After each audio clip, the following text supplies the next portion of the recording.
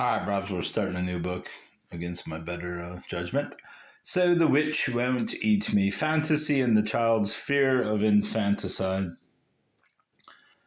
I read a book review. Well, I found this book yesterday. I didn't know such a thing existed, but I found it, and I read a review from 1979 that said there is a natural instinct for the parent to want to murder their child, and also a natural instinct for the child to be terrified of the parent, which sounds absolutely insane, but there we go. Book caught me totally off guard. Dorothy Bloch. This powerful and controversial book advances a startling thesis that many of the distortions and confusions of adult life are rooted in the childhood fear that our parents will kill us, and on the conviction that our lives depend on winning their love. In So the Witch Won't Eat Me, Dorothy Bloch draws on 25 years of psychoanalytic practice. Her book is both a summary of her experience as a therapist and a disclosure of what she has learned about the inner workings of the human mind. She believes that the fear of infanticide, which originates in our vulnerability as infants, is later compounded by the magical thinking that leads us as children to blame ourselves for any unhappy developments in our environment, and therefore to anticipate punishment. To make himself or herself feel safe, the child usually employs self-deception and fantasy as defensive measures. Terror and rage are displaced onto monsters and other imaginary creatures, thus preserving the indispensable belief or hope that the parents are or will be loving. The fantasy of a devalued self that accompanies the idealization of the parents unfortunately does not usually dissolve in childhood, but from its hiding place in the unconscious frequently plays havoc with the lives of adults.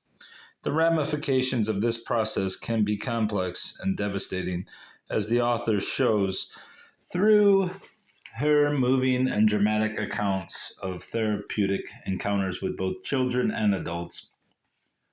As she also demonstrates, psychoanalytic treatment can be very effective in resolving the resulting emotional problems. Want to understand the terror in your heart, feelings of worthlessness, of depression, of murderous fury? Read this highly important book. Dorothy Bloch takes a daring look inside the human mind to reveal the terrifying fears we all experience as children, out of our desperate need to believe our mothers and fathers love us as we turn anger inward, sometimes destroying ourselves. That's Lucy Freeman.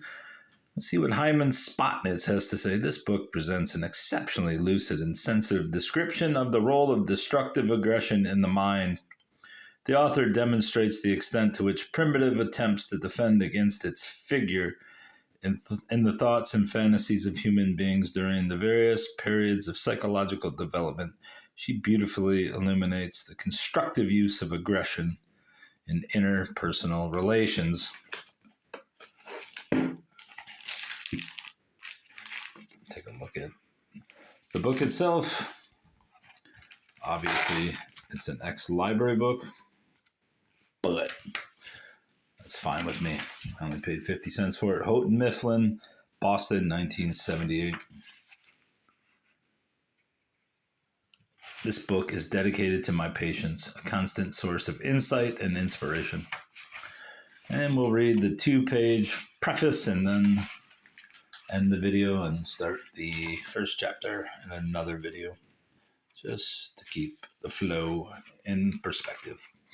Preface. Although this book is a departure from, I would prefer to call it, an extension of Freud's thinking, I would like to express my indebtedness to him for the inspiration of his extraordinary contribution.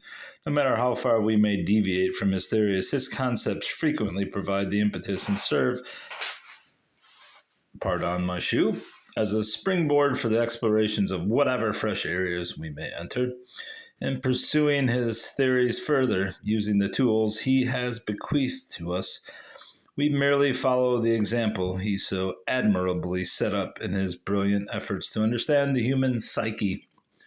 My own search for a cohesive theory of what we have called emotional illness and a growing sense of the role of violence in its causation suddenly became focused some 15 years ago when Dr. Hyman Spotnitz called my attention to Freud's omission from his theory of the Oedipus complex of the parents' attempt to kill Oedipus.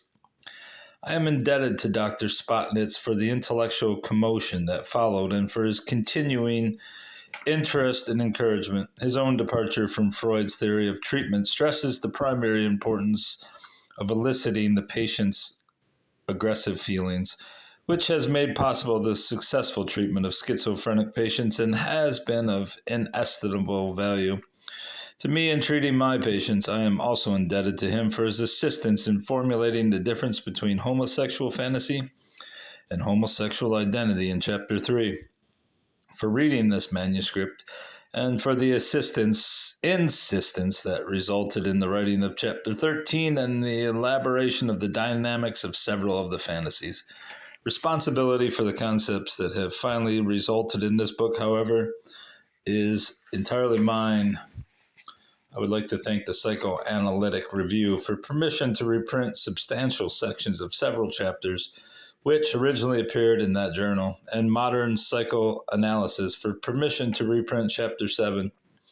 My thanks also go to Marie Coleman Nelson, editor, and to Murray H. Sherman, co-editor of the Psychoanalytic Review, for reading and commenting on this manuscript. I am also grateful to Mary Woolman, a child psychologist and a friend on whom I could always rely for her sensitive response and her never-failing interest in my concepts as they evolved.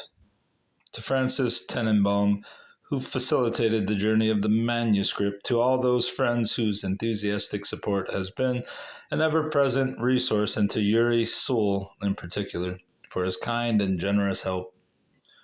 And last, to my editor, David Harris, whose suggestions have enhanced this work and whose enthusiasm and appreciation have helped ease that last effort required to transform a manuscript into a book. Dorothy Bloch. New York City, April 1978. I guess we can go through the preface or the contents to show you part 1, childhood, part 2, the later years. No. So I don't like to think of myself as a giraffe, the fantasy of a 3-year-old. Mighty Mouse, the birth and death of a defensive fantasy. 4 children who insisted they belonged to the opposite sex. I didn't come out of my mother's stomach, a fantasy that took 3 years to evolve. The fantasy of a dog that didn't deserve to be a child. The inhibition of fantasy and the predisposition to kill. The inhibition of fantasy, a case of infantile autism. A worthless child and a noble parent, the need for a distorted parental image, the unconscious fantasy of an abandoned child, a girl's obsession with marrying her father. Oh no. The persistence of childhood fantasies in an adult. The fear, the fantasy, and the hope of being loved toward a mature society. References. All right. We shall commence with the introduction next time. Goodbye, Robs. Goodbye.